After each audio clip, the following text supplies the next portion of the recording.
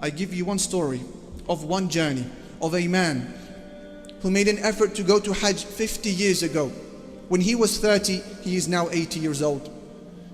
He is the famous Sheikh Uthman Dabo from West Africa, from Gambia, who speaks of his effort to go for Hajj and then compare it against the comfort Allah Almighty has blessed you with and the laziness that a lot of us have been cursed with.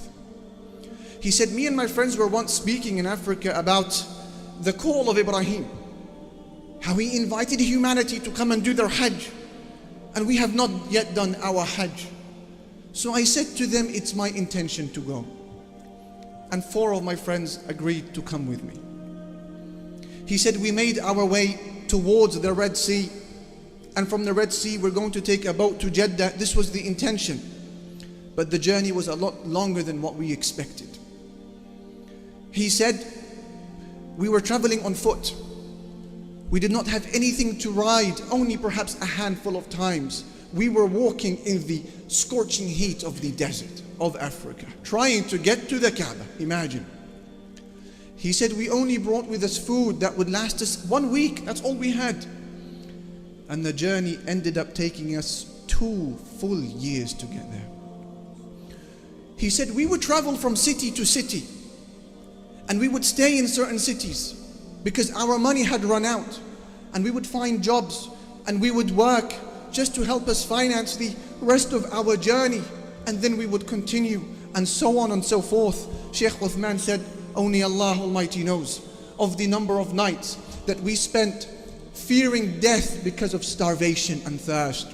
Only Allah knows the number of nights we spent running away from highway robbers who were all over the desert. Only Allah knows the number of nights we spent running away from wild animals and poisonous insects.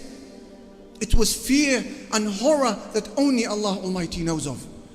Sheikh Uthman said, on one particular day I was stung by a scorpion, and I was fevering so badly. I stayed up the whole night, I couldn't sleep. He said, I could smell death flowing through my veins. And so I wasn't able to work. And so my friends during the day, they would go out and they would carry out their work, and they would lean me against a tree beneath the shade.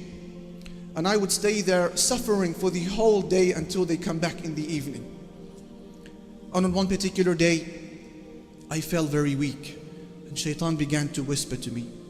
And he said, what brought you here? You didn't need to come. It's not even an obligation upon you.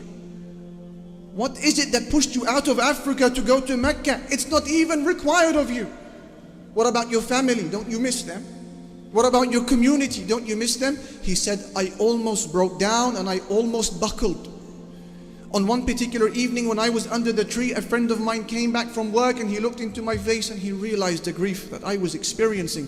I turned away from him, trying to suppress my sadness, but he saw tears flowing out from my eyes. So he said to me, get up, do wudu, pray 2 rak'at. He said, I did that.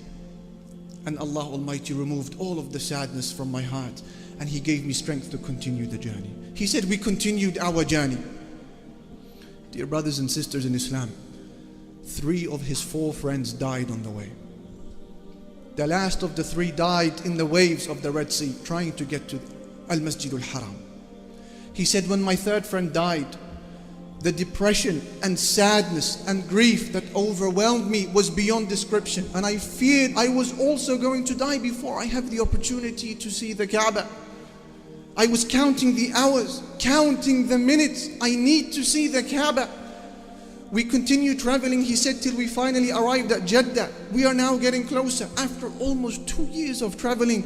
And there I felt so ill that I thought I was going to die. And I gave my wasiyah, my will, to my friends. And I said to them, when I die, please put 2 shrouds over my body, as a pilgrim would wear, and bring me as close as you can to Mecca and bury me there. Perhaps Allah subhanahu wa ta'ala will multiply my reward and accept me as a pilgrim. We continued our journey, he said. And now we were only a few meters away from Al-Masjid al-Haram. He said, excitement was mounting in my heart, and the joy was unmissable from my face. and the yearning to see the Kaaba was shaking me. We continued walking till finally we could see the house of Allah. And here, dear brothers and sisters, Sheikh Uthman, who was interviewed, he stopped speaking and he began to cry and cry and cry. Then when he regained his composure, he wiped his tears off his face and he said to them, I swear by Allah, I have never experienced any pleasure in my life that was as great as that moment when I finally saw the house of Allah. He said, when I saw it, I fell on my face in prostration out of fear, haiba, awe of Allah, and I cried like the crying of a baby.